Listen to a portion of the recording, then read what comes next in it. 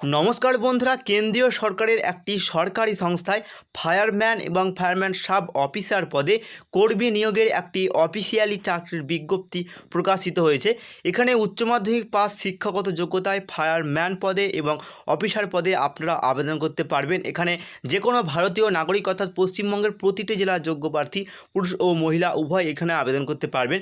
তো কিভাবে আবেদন করবেন, কোন পোস্টে কতগুলি শূন্য পদ রয়েছে, ফায়ারম্যান পদে কতদিন পর্যন্ত আবেদন করা যাবে, কিভাবে আবেদন করবেন, এই সমস্ত কিছু স্টেপ বাই স্টেপ জানিয়ে দেবো আজকের এই ভিডিওটির মাধ্যমে। তার আগে বন্ধুরা, আপনারা এখন ভিডিওটি রাজ্যের যেই জেলা থেকে দেখছেন অবশ্যই আপনার জেলার নাম কমেন্টে জানাবেন, আর আপনার শিক্ষাগত যোগ্যতা বা এডুকেশন কোয়ালিফিকেশন কী রয়েছে অবশ্যই কমেন্টে জানান। এতে পরবর্তীতে আপনার জেলায় আপনার শিক্ষাগত যোগ্যতা যদি কোনো নতুন সরকারি চাকরি বিজ্ঞপ্তি প্রকাশিত হয় সবার আগে আপনার জানাবো। আর এই চ্যানেলটিকে সাবস্ক্রাইব করে না থাকেন অবশ্যই এই চ্যানেলটিকে সাবস্ক্রাইব করে বেল নোটিফিকেশনটি অল করে রাখবেন পশ্চিমবঙ্গের সমস্ত রকম সরকারি চাকরির আপডেট সবার আগে পাওয়ার জন্য। তো দেখুন, এই নিয়োগটির অফিসিয়াল নোটিশ বা এই চাকরির অফিসিয়ালি বিজ্ঞপ্তিটি প্রকাশ হয়েছে government of India Bhabani atomic research centre থেকে। এই নিয়োগটির অফিসিয়াল বিজ্ঞপ্তিটি প্রকাশ করা হয়েছে। এখানে এই সংস্থাটি কিন্তু গভর্নমেন্ট অর্থাৎ কেন্দ্রীয় সরকারের একটি সংস্থা ভবানী অটোমিক রিসার্চ সেন্টার। তো এই সংস্থাতে কিন্তু এই ফায়ারম্যান সহ এখানে একাধিক পোস্টে নিয়োগ করছে।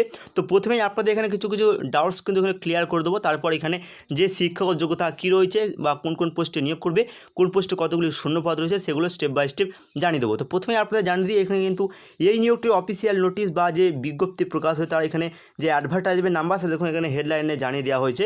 তো দেখুন, এই ক্ষেত্রে আবেদন করার জন্য লাস্ট ডেট যেটা বলা হয়েছে অ্যাপ্লিকেশন করার, এখানে 15/10/2021 তারিখ পর্যন্ত এখানে আবেদন প্রক্রিয়া অর্থাৎ এখানে আবেদন করা যাবে। তো এক্ষেত্রে কীভাবে এখানে আবেদন করা যাবে সেটা প্রথমে দেখে নেন। তারপরে এখানে কোন কোন পোস্টে নিয়োগ করছে, কোন পোস্টে কী শিক্ষাগত যোগ্যতা লাগছে সেগুলো এখানে জানিয়ে দিচ্ছি। তো এই ক্ষেত্রে কিন্তু সরাসরি আপনাদের অফলাইনে আবেদনপত্র জমা করতে হবে। তো অফলাইনে কীভাবে আবেদনপত্র জমা করবেন, তো এই অফিসিয়াল বিজ্ঞপ্তি বা এই নোটিশ সঙ্গে কিন্তু একটি অ্যাপ্লিকেশন ফর্মে দেওয়া রয়েছে, যার ডাউনলোড লিঙ্ক আমার ভিডিও ডিসক্রিপশন বক্সে পেয়ে যাবেন, কিংবা আমাদের যে ডাইরেক্ট অফিসিয়ালি ওয়েবসাইট রয়েছে www.informer ডাইরেক্ট আপনারা গুগলে যে সার্চ করতে পারেন www.informer.com, সেখানে গিয়ে কিন্তু আপনারা এই নিয়োগটি বা এই যে আবেদন করা যে অ্যাপ্লিকেশন ফর্ম সেখান থেকে কিন্তু অ্যাপ্লিকেশন ফর্মটি ডাউনলোড করে নিতে পারবেন। অ্যাপ্লিকেশন ফর্মটি ডাউনলোড করার পর সঙ্গে সমস্ত ডকুমেন্টস কিন্তু অ্যাটাচ করে এবং এই অ্যাপ্লিকেশন ফর্মটি ফর্ম ফিল আপ যেরকমভাবে ফর্ম ফিল আপ করেন তো সেরকমভাবেই ফর্ম ফিল আপ করার পর এবং সঙ্গে কী কী ডকুমেন্টস লাগবে এখানে আবেদন করার জন্য এখানে কিন্তু অবশ্যই এখানে জানিয়ে দেওয়া হয়েছে। তো অবশ্যই আমরা কী কী ডকুমেন্টস লাগবে সেগুলো অবশ্যই এখান থেকে দেখে নেবেন। তো সমস্ত ডকুমেন্টস অ্যাটাচ করে এবং অ্যাপ্লিকেশন ফর্মটি মুখবন্ধভাবে ভরে দেওয়ার পর দেখুন এখানে একটি অ্যাড্রেস দেওয়া রয়েছে, আপনাদের কিন্তু সরাসরি এই অ্যাড্রেসে কিন্তু পাঠিয়ে দিতে হবে। তো অবশ্যই আপনারা যে পোস্টের ক্ষেত্রে আবেদন করবেন সেই পোস্টের নাম অবশ্যই আপনারা এনভেলপের উপরে বা যে আবেদন করবে তার খামটার উপরে কিন্তু অবশ্যই তার সেই পোস্টের নাম আপনারা লিখে দেবেন। এই ক্ষেত্রে আপনাদের আবেদন করার লাস্ট ডেট থাকছে 15/10/2021 তারিখের মধ্যে আপনাদের আবেদনপত্রটি জমা করতে হবে অফলাইনে। তো এই ক্ষেত্রে কোন কোন পোস্টে এখানে নিয়োগ করবে দেখুন, এখানে কিন্তু মোট 2টি পোস্টের ক্ষেত্রে এই কর্মী নিয়োগ করা হবে। প্রথমত যেই পোস্টে নিয়োগ করা হবে এই ক্ষেত্রে ড্রাইভার কাম পাম্প অপারেটর কাম ফায়ারম্যান পোস্টে নিয়োগ করা হবে, ফায়ারম্যান এ পোস্টে নিয়োগ করা হবে। এবং পরবর্তী যে পোস্টে নিয়োগ করা হবে দেখুন এখানে জানিয়ে দেওয়া হয়েছে সাব অফিসার বি পোস্টে নিয়োগ করা হবে। অর্থাৎ এখানে মোট 2টি পোস্টের ক্ষেত্রে নিয়োগ করা হয়েছে। এক্ষেত্রে উচ্চ মাধ্যমিক পাশে আবেদন করতে পারবেন। তো প্রথমত আপনাদের এই সাব অফিসার পোস্টে কী যোগ্যতা লাগে সেটা আপনাদের জানিয়ে দিচ্ছি, তারপর ফায়ারম্যান পোস্টে আবেদন করার জন্য কী শিক্ষা যোগ্যতা লাগবে সেটা জানিয়ে দেবো। তো এক্ষেত্রে সাব ফায়ারম্যান পোস্টে আপনাদের সাব অফিসার বি এই পোস্টের ক্ষেত্রে আবেদন করার জন্য দেখুন এক্ষেত্রে তার আগে দেখুন এখানে এই পোস্টের ক্ষেত্রে মোট যে পোস্ট ভ্যাকেন্সি বা যে ভ্যাকেন্সি রয়েছে মোট এখানে 4টি ভ্যাকেন্সি রয়েছে এই সাব অফিসার পোস্টের ক্ষেত্রে।